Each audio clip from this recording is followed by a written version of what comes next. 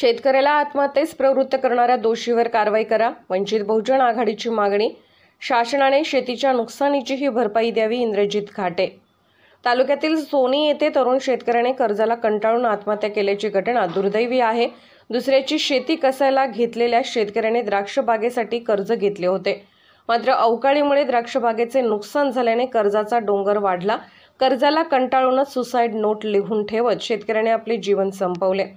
त्यामुळे संबंधित शेतकऱ्याला त्रास देऊन आत्महत्येस प्रवृत्त करणाऱ्या दोषींवर कारवाई करावी.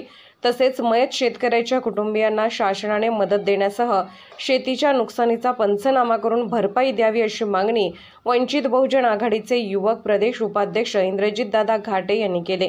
मिरज तालुक्यासह जिल्ह्यात कर्जाच्या वसुलीसाठी शेतकऱ्यांचा छळ होत असल्यास वंचित बहुजन आघाडीकडे तक्रारी द्याव्यात असे आवाहन इंद्रजित घाटे यांनी केले. आज तालुका मिरज सोनी येथील गणेश जगताप या शेतकऱ्याने आत्महत्या केली. या कुटुंबाला आम्ही वंचित बहुजन आघाडीच्या वतीनं सर्वांनी भेट दिली, त्या कुटुंबाचं सांत्वन दिलं. अतिशय दुःखद घटना, एका शेतकऱ्याने आत्महत्या करावी अशी घडली आहे. गणेश जगताप यांनी 3-4 वर्षापूर्वी एक द्राक्षबाग करायला घेतलेली आणि त्या द्राक्ष बागांसाठी सोसायटीचं कर्ज काढलेले. त्या कर्जाचा तगादा लावल्याने त्यांनी आत्महत्या केली असे त्यांच्या कुटुंबाने आम्ही भेट घेतली आहे सांगितले. त्या आत्महत्यामागे जे दोषी असतील त्यांच्यावर सखोल कारवाई झाली पाहिजे अशी वंचित बहुजन आघाडी अशी आमची मागणी आहे.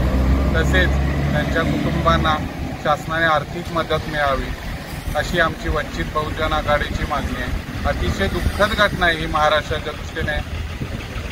त्या बेजबाबदार सरकारला माझी विचार नाही.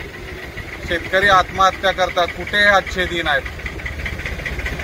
सरकारने दोषींवर लवकरात लवकर कारवाई करून त्या कुटुंबाला मदत दिली पाहिजे. वंचित बहुजन मागणी आहे ती पूर्ण झाली पाहिजे. जय भीम, जय महाराष्ट्र.